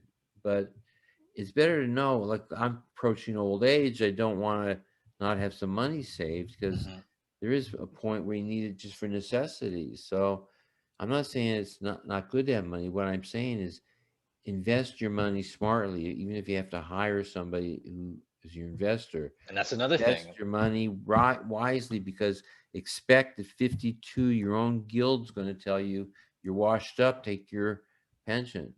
But that's the thing too, is like you could try to do those steps. Like I had a friend of mine whose dad, he got injured in a construction job, got a huge payout, huge. And I was asking him because, like I would hang out with them. I've actually, what's odd is I've had really wealthy friends that, like, that's kind of also taught me a little bit about money, because I've seen, like what you're saying, like one of them ended up with a crazy drug addiction and had big Yeah. problems because of that, because his family had a lot of money. And this particular person, had a lot of anger in the family because his dad was kind of curmudgeonly because he was always in pain, so he had a really short temper. But they were a great family. I love them. And I'm still really good friends with them. But I was talking to him not too long ago about, like, what happened to the money? How did you guys, like, because they lived in a very a good amount of, they weren't like gated community. Like they had a nice house in a nice neighborhood, but it wasn't like they were living super high on the hog. They had a lot of shit in their house, a lot of, like, a deep fryer. You had a deep fryer, and he would like fry ice cream and shit like that. When I was a kid, and I was like, this is crazy. But he said that the investors that they got ruined it. Like they didn't make wise investments, and they, like, Uh, so I listen to stuff like that, like Shaq talking about how, like, when he got money, he interviewed different investors, and they're like, well, if you give me 50 million, I can make you 150 million or something. And he's like, well, then how come you don't have 150 million already? Like, if you have the ideas. And so he yeah. went with people who just, he said that he went with like old Jewish guys that were really conservative with their money. And this is actually a good, not to bring up like any kind of religion or that kind of stuff, but you are Jewish, and people have the assumption that if you're Jewish and you're in Hollywood, that you not only get all the money, but you have all the power and you run Hollywood. You know what I mean? And that's not really the case, you know? No, there's a totally false stereotype. There are a lot of Jewish people in show business. Hmm. There are also a lot of black people in show business, Hmm. especially in the music part of the business. Yeah, a lot Um, of white people. You know what a I lot mean? of white people, a lot A of lot of black Asian people, a people. lot of There's a lot of Asian Asian people. people for sure. That's what I was gonna say. So it's everybody. Everybody's in the business. Everybody, because show business is one of those things that everybody wants to be in. And I And it's found huge that, payoffs. You know, these $100 million movies, people make you know, billions of dollars. Like, so you get China investing a lot of money in, you know what I mean? There may not be on screen, you know what I mean? Not everybody is on yeah, screen all the time, but you know, there are people in the background. And I think being in the background kind yeah. of is a little bit, not background of the films or whatever, but like being behind the scenes and actually like understanding like all the mechanics of it and being producers and stuff like that is actually in some ways a better position than being in front of the camera. Yeah. Yeah, But I think so. Dan Huh? Cook, he put his brother in jail because his brother had embezzled millions of dollars from him. You know, when he was at the Yeah. height of his comedy career, you know. And then, you know, you think you can trust the ones closest to you, but it breeds a lot of a lot of envy and a lot of jealousy, Yeah, you this know. was it. It was my cousin. I Hmm. let him be my agent. He was terrible. Hmm. He did everything wrong. And then he never really thanked me at some point when my career was really in the toilet because of him. He said, "I can't do this anymore because it's getting too hard." I've done my best. Yeah, I've done my job. Like, I've done my job. I've ruined your career. But he said, his excuse was, he says, it's just too much work. It's too hard for me. It's too much work. I don't want to work this hard. But it was already because he had made a uh, lot of money off of me getting his 10% of what I was making millions then. yeah. And for that, he only had to make a phone call here or there. So he was getting like 10 million for making a 10-minute phone call. That's pretty big. And at that time, your name is like really like getting you any kind of like Yeah. billing, right? So he's not schlubbing around trying to like boost someone who's just coming up or He something didn't like have to that. do anything. All he had to do is when somebody wanted me, they would just call my agent, which he was. So Hmm. he just had to wait for the calls to come, and the call would come. He'd have to handle the call, and for that, he'd make his 10% of $1 million. Hmm. And he said that's the kind of work he wanted to do. He didn't want to Well, actually try to find me work. He yeah. said that's too much. So at the end, he said it's just too hard, too much work. You need too much time, and it's just not worth my time. And I went, you asshole! It's not Hmm. worth your time. Hmm. You're my cousin. One of his selling points was he said you can get a lot of agents, but you're never gonna get an agent who loves you. He said Hmm. I love you. You're my cousin, and that was total bullshit. And I bought it. I bought so much bullshit. Don't buy bullshit, folks. Don't. That's what you bought with $8 million is bullshit. You Yeah, know, you yeah. bought a lot of bullshit. It sounds So like. be careful. People want to cheat you. People want to take advantage of you. It's tough out there. So Hmm. what you got to do is surround yourself with good people, your friends, your family, and then be a little tough. Maybe it's tough love, but you got to get a good manager or financial advisor or somebody. Not You don't have to sign over your checks to him and let him write the checks or her write the checks. But you need real advice, and I Hmm. didn't. I never had real advice. I had all this bullshit stuff. Oh, I made so many mistakes. Don't make. That's why one of the things I wanted to do a section on. Don't make the mistakes I made. That should be the title of one of our podcasts. Is Don't make the mistakes I made. No, all right. I That have could be so this one. many. Yeah, it Yeah. could be this one. Yeah, I Yeah. made so many mistakes. Somebody said you could do this movie or this movie. I think about it and obsess over it for weeks and weeks and months. Finally, choose the movie, and it would be the wrong one. It'd be the one. It'd be the one that tanked, and the Yeah. one that goes through the ceiling, like Beverly Hills Cop, was one I didn't want to do, and I just did it as a favor. Just kind of threw it out there, Hmm. and then it becomes the biggest. The guy who got credit for writing it, who didn't write it, because I wrote the comedy version of this dramatic series Right. he wrote. I mean, movie that he wrote, got an Oscar nomination, Hmm. and then he got a 3-picture deal from Disney based on getting the Oscar nomination. And he didn't do any of the stuff that made it win, that made it not get the nomination, but he got all the rewards for it. Yeah. Yeah, I mean, like William Golden said, no one knows what they're doing, and it's, Yeah. I mean, it sounds But like part of that is true. yeah, but when he said that, he meant me. He meant me personally. But he was kind enough not to say that. Ken Eston has no idea what he's doing. But you got in on kind of like a wing and a prayer. I mean, your entry in was not, like, it's not like you did the Yale route and your family was, people kind of, they know that there's connections in the industry, and it's not like those people can't also have things go royally south or whatever. But like when you get in, you don't know who to trust, you don't know what questions to ask, and then it all happens so quickly. You're just riding this wave, Yeah. and then by the time you start to kind of get your bearings, you know what I mean, things are shifting. And then when you find yourself in a category going from, I don't know, how much were you making on your construction job before you got before you got hired on taxi? Like, no, I was working on spec. It was a house that my brother and I bought. That was a Oh, there you go. trash, terrible house, and he and I were remodeling it. So I made nothing. Oh, okay. Well, so yeah, so you went from making nothing to making, what were you, I think you Yeah. said your first year you made how In my much? first year, I probably made $100,000, but that Which was is great. huge to me. That was Yeah. huge compared to making nothing. And suddenly you make 100,000. The next year you're making 300, and the next year you're making If you calculate 600. inflation, that's like 1 million or something right now, right? Like, so like in terms of like I how the know. spending, the power of the dollar at that point. So yeah, I mean, nobody's really prepared. This is like why I like talking to you about stuff. And actually, you asked me one time, what's the most important thing you can do with money? And I did not have the right answer, and you corrected me. And I thought Oh, that was a what? very interesting perspective. Is you said when you have a lot of money, what's, like, how did you phrase it? You said, what is the thing? What is money when you have a lot of money? What is it really good for? And I was like, I Oh, don't I know. remember what I said. Yeah, I know the answer. Yeah. Yeah. And I was like, I don't know, travel or something. And then you said Healthcare. healthcare. Yeah. And that's not something that, as a young man, it may not be on the forefront of your mind. You know what I mean? Because you feel kind of invincible. But yeah, Yeah, because when you get to be old and you need a lot of attention, and even when you're young, you can get into situations where you're going to need medical sure. attention.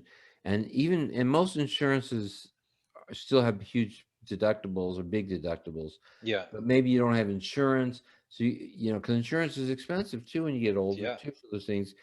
And then you don't want to end up in a state home someday as an old person living in the county old folks home. So With abusive people, shit yeah, like that. so Yeah. you gotta think about the money, and we're artists, so we don't want to think about the money. Hmm. And I just didn't think about it. I just kept plowing ahead. Hmm. Some guy blowing smoke up my ass saying you'll work forever. Hmm. So I'm figuring, well, no, who cares? So I screwed up there, I screwed up that. But if I could do it over again, I'd be very rich today, Hmm. which I don't by the way, I don't obsess over it anymore. I got over the Simpsons thing. It wasn't Hmm. easy, but I got past it. Hmm. And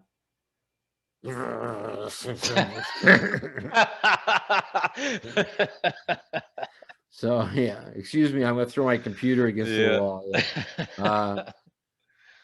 But I would be a great advisor for somebody because I know all the mistakes not to make. I Hmm. wouldn't actually tell them what to buy or not to buy, but if one of you guys who makes it really big and you're looking for somebody who's been through it, made all the mistakes, Hmm. I'd be glad to give you advice and tell you which mistakes I made and look at your life and tell you, this I you actually got to think that's be careful. more valuable now. You know what I mean? Like, sure, having a lot of money is great, I could, I totally respect that. You know, not only the conflict it caused in your life, thinking about, what could have been, but just the recognition of like, oh, well, there's also these real practical things that you have to be pragmatic about certain life things because you don't know what can happen at any point. Yeah. But I think that information, this is actually, I think when we first started talking about doing a podcast, this is the kind of stuff, because I knew some of it. I'm learning stuff all the time when we talk, but, you know, it is to me, because you're not a cautionary tale. I mean, you're still doing, you didn't, get crazy you didn't go on a crazy drug binge, or, you know what I mean? Like, any of that kind of crazy shit. So Yeah. you still have your mental faculties. You're able to produce work. You produce high caliber work. You know what I mean? Yeah. So that in And itself is great. I taught for 11 years, Yeah. taught at a university for 11 years. And one of the things I found out from teaching is you can't teach talents. And I've said this before, you can hone talent, you can grow talent, you can Mm-hmm. refine talent, which is your job as a teacher, but Mm-hmm. you can't make it from when it's not there. You can't create talent. Mm-hmm. You can only expand talent, Mm-hmm. And I found that out from teaching. Yeah. So if you're thinking you want to be this great comedy writer and you sit down to write something and it's just awful, nobody's gonna be able to make you into a great writer. But if you write something that's pretty good, some people like it, they don't like it, but it's pretty good, then there's a possibility that somebody can hone your craft, Mm-hmm. your talent into a big money maker. Yeah. And if you write something good, there's no guarantees. You know what I mean? Like, that's the other thing about it. Oh yeah, you can write the best thing ever. Some guy wrote Confederacy of Dunces is a Mm-hmm. book, and he won the Pulitzer Prize for it after he killed himself. He killed himself because he couldn't get one person interested in publishing it, and he killed himself, which is terrible. Obviously, he was a very disturbed person to do that. I guess But his technically he didn't win the Pulitzer. You oh know what I yeah, mean? The book did, well but the book did, yeah, yeah. but his mother is the one who sold it. After he died, his mother then made it her. What my point is, you can write something brilliant. This is a brilliant book, Mm-hmm. and nobody liked it. Mm-hmm. And then the mother tries to sell it, and she sells it, and then it goes into print, and it wins the Pulitzer Prize. And And he he's probably never wanted to hire her as his manager or anything. She made him an yeah, offer and yeah, was like, "No, I don't know what you're probably yeah. doing. I got But this." my point is, you can write something brilliant and not Yeah. anything. You know what though? Like, this is the thing that I think is also important. Not only are you sharing your success stories, you know what I mean, which is always cool to hear. I mean, you have a lot of successes. I mean, like you said, not only have you had like two simultaneous Emmy award winning shows being filmed at the same time, which is really rarefied air. You know what I mean? But you've had, the highs and the lows. But what's cool about you, and I don't know if this is true for people who also get a windfall. Like you said, money can't make people happy. If you're happy, you're happy. If you're not happy, you're going to be miserable with money anyway. But Yeah. you don't have a bitterness toward up and coming writers. You know what I mean? You're open to their talents too. You know what I mean? There are Yeah. people who have either, and I maybe that's from people who weren't successful and thought that they should be.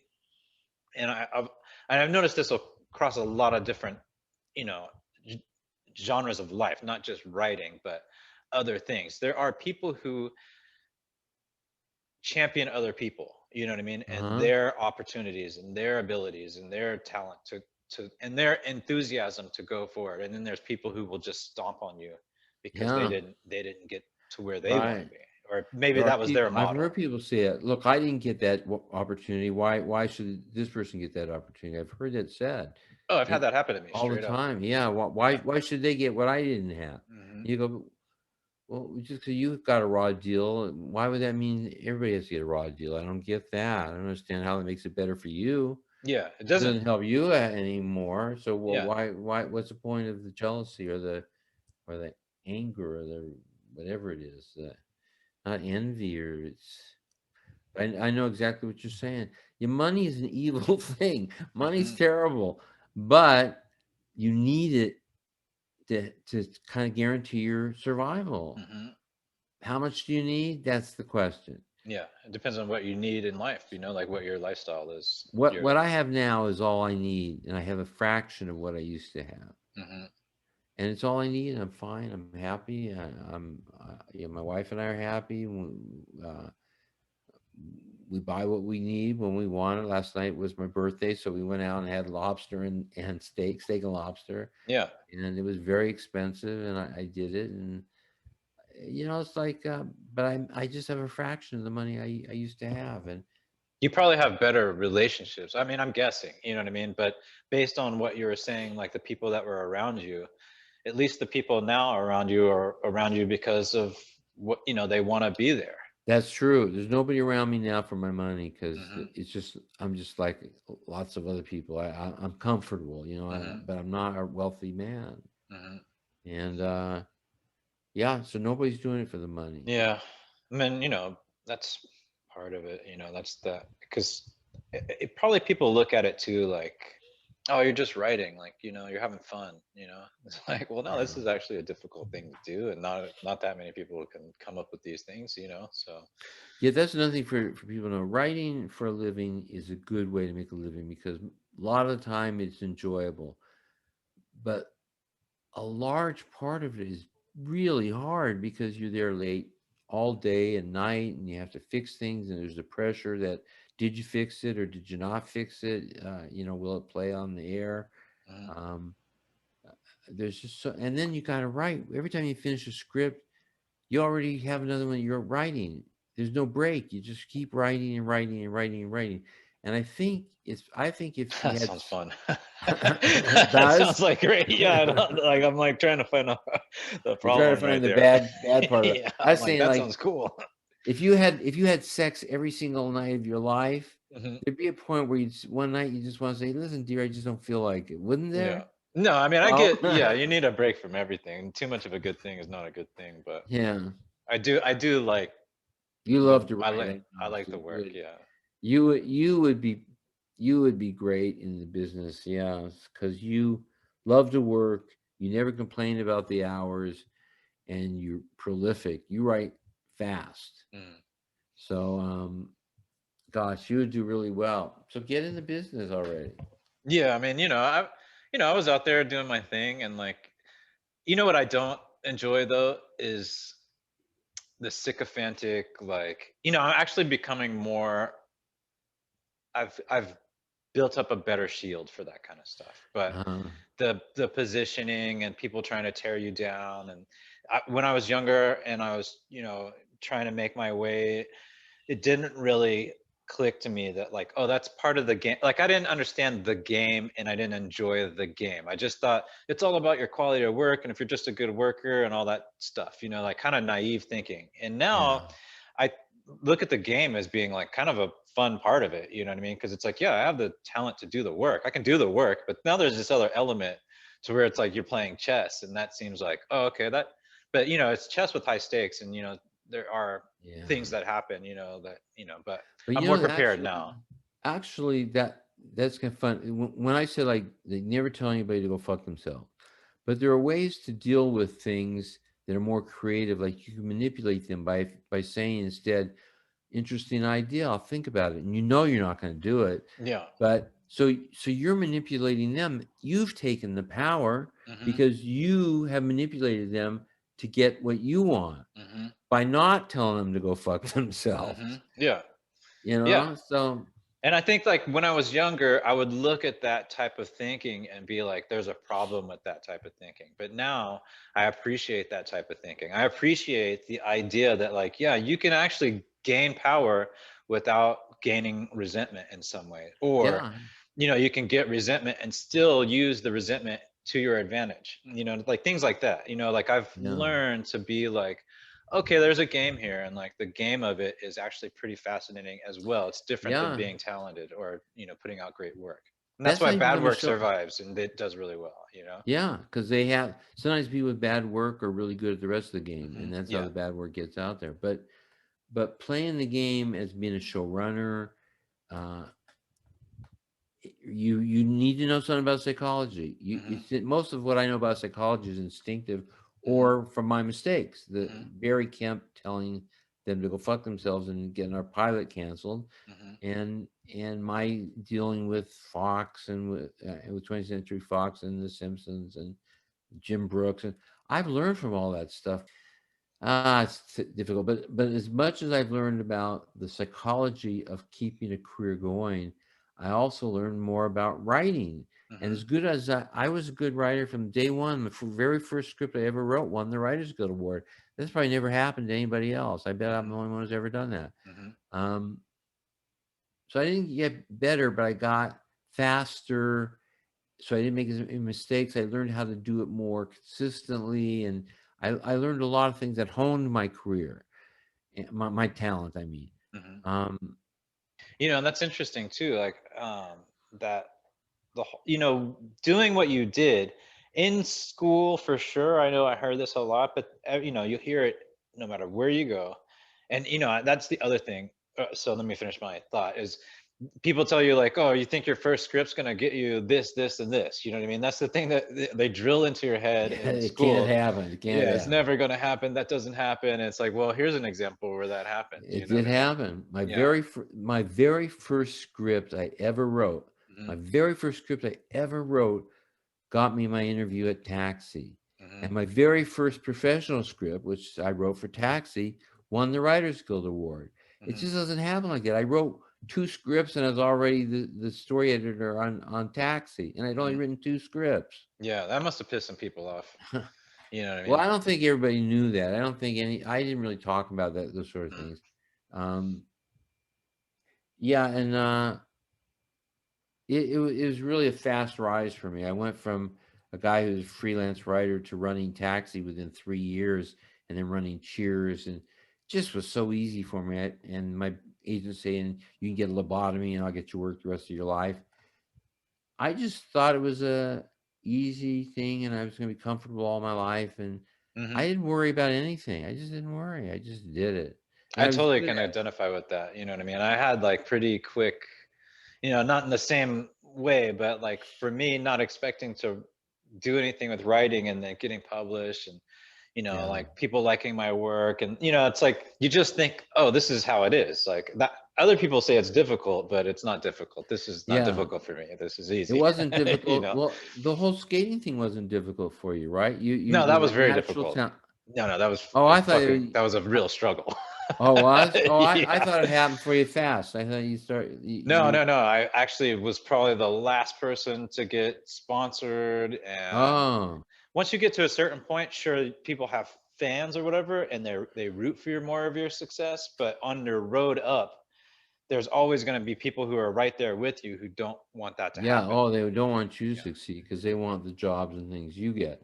And then And there's but gatekeepers who aren't trying to be in that level. They don't have that type of like they're not like there's photographers and filmers in skateboarding who also don't want you to succeed, but that was because I didn't understand how to comport myself. I didn't understand like how to project a certain type of confidence. I was very negative actually, and like complained a lot. oh And yeah, like, you know what I mean, I learned from that. You know, yeah, I learned how to like yeah, not, you know, present myself that way because I did absolutely. when I did like when I was talking about earlier, when I did go and start filming kids, you know, to give them the opportunities that I didn't have. The kids that would complain a lot, even though they were talented, I was like, fuck, I don't want to spend a lot of time filming with this dude. Like, he's just annoying, you know what I mean? And Yeah, I'd yeah. rather hang out with this other kid that's quiet and just kills it, you know what I mean? It's like so much Yeah, but easier. but that's another thing I say, and it's in my book that I Yeah. haven't published yet, is that everybody in the business loves confidence. We love confident Hmm. people. We love when somebody says something with confidence, when they do it Hmm. with confidence. We hate cockiness. Yeah. It's hard to know So the difference though. It's very yeah, hard to know. you got to know how to do the difference. But when you're confident and not cocky, people love that. They just want to line up to kiss your ass. They So just later love on, it. when I started getting into writing and I was getting all these opportunities in writing, I didn't care that much because it never was something that like skating was all I ever cared about, you know, like it was so important to me that people didn't want to give it to me. You know what I mean? Like it was desperation almost in a way. But with writing, it was like, I don't care if you don't like my stuff. It's not important to me whether Yeah, I that's do it absolutely because I right. like it. You know what I mean? And if you don't like it, well then fuck you. Like I don't give a shit. And I still feel that way about writing. And so when I got to LA and I was doing the circuit, you know, not only did I have that experience in skateboarding and learn from it, but I also had already the attitude of like, you know, I don't know why I'm asking you if this is a good, not people like you, like people with writers, like people I respect. Yes, I want their opinion on my work. But other people, when I give them my writing and I know that they don't write, you know, Yeah. unless they're like have a very unique vision of some other form, you know, some like talented actor, talented, you know, director, you know, they understand story really well. I'm like, why am I asking you for your opinion about Yeah. my work? This is ridiculous, Yeah. you know? The only good thing from asking people like that whose opinion you don't really care about emotionally or intellectually, is that you want to eventually sell your work, and you want as many people as possible Yeah. to like it because you want to succeed. Yeah. So if some person who doesn't really know anything about show business or writing and doesn't have a great opinion still looks at your Yeah, script and that's says, true. "Oh, I really like that Yeah. script," you go, "I've captured that group." Yeah. If that person says, "I don't like your script," then you want to know why, because you want to capture that group too. You don't want any group slip by. Sure. If you if you can hold on to somebody to increase your sales, you got to do it. And as long as it doesn't compromise your integrity and the purpose of your story. Yeah. If you write something and somebody says, "I don't like it because I think you're totally wrong. Money is beautiful and it always makes everybody happy," and I couldn't buy that. Yeah. But I still wouldn't say you're a stupid idiot. No, yeah. I I don't think, I just think like now it's like it's like when you have a certain amount of confidence in your work and other people are skilled at what they do, so their opinion has a real weight because you're like, you okay, know. this person understands it. Though that's what I mean. It's like But I disagree, because I think that I want everybody's opinion, but yeah. I weigh in who they are. If somebody gives me a bad response to it, who I think is not very literate, Hmm. I would then think about, well, how can I get to that kind of person? But I don't respect their opinion as much as I am trying to still keep the script that I wrote, but make it sellable, Hmm. make it bring in income. So those are the games we talk about, the Yeah. psychological games you're playing too. So I get everybody's opinion. I I just mean, I can see weigh. it has value, but I don't try to let it influence the work if I know something. Like Well, if that's what you I, shouldn't do. Yeah, you you should know, never let it compromise the integrity of your own work. right. But sometimes somebody gives you a bad idea, a really bad idea, and if you say, "I wonder why they gave me that bad idea," and then you figure out, "Oh, they don't get this." Hmm. Sometimes you can fix Yeah, that it can be thing helpful. Yeah. without even affecting what you've already written, but now you've captured that person and that group that person represents. Hmm. So there's that thinking. You got to be thinking about all these things. You want to be a successful writer. The thing about writing is, if you're just like a writer and you sit in your room and you try to imagine all these things in the world, it doesn't make your writing that much better. But when you get out there and live a little bit and you see, like, I've seen a lot of crazy shit. So like, it's easy for me to put that crazy or hear voice, like not hear voices like a crazy person, but like distinct, ways of speaking, like street lingo Yeah, or, absolutely. highbrow lingo, or, I've been in these different worlds. So I have some tactile, like details that, an imaginative person who's just reading books to try to put, that's the thing, like, and I don't want to go too far on this, but, you can definitely tell when a reader or a writer is writing from things they've seen on TV, like experiences Yeah, that in their voice doesn't really come through right. because it's not like a lived or an experienced kind of experience. Absolutely. You can tell the difference between, I can tell the difference between somebody who's writing from life experience as Hmm. opposed to what they've learned from television and movies and books. Hmm. But you can learn everything you really need to know from television, movies, and books, but it doesn't have the authenticity Hmm. of actually living those things. Yeah, totally. Yeah. Yeah, so that's what I said. Those of you who are older, you have an advantage in a way. Yeah. You have more material to work with. Those of you who are younger, you have the advantage. You have more time in your favor. So Hmm. everybody's got something. So Yeah. buy my book. All right. Yeah. They'll check the link. Yeah. So definitely. Yeah, And then, it's yeah, it's not out yet, but when it's out, we'll tell you. yeah. Anyhow, but But, it's almost 11 o'clock, and you've got a oh, big day okay. tomorrow. Yeah, of course. So we got to call it quits. All right. Well, good deal. That was a good one. Got another one in the Yeah, can. That was great. yeah, that was nice. I think we had some really good stuff in Yeah. there. Yeah, good.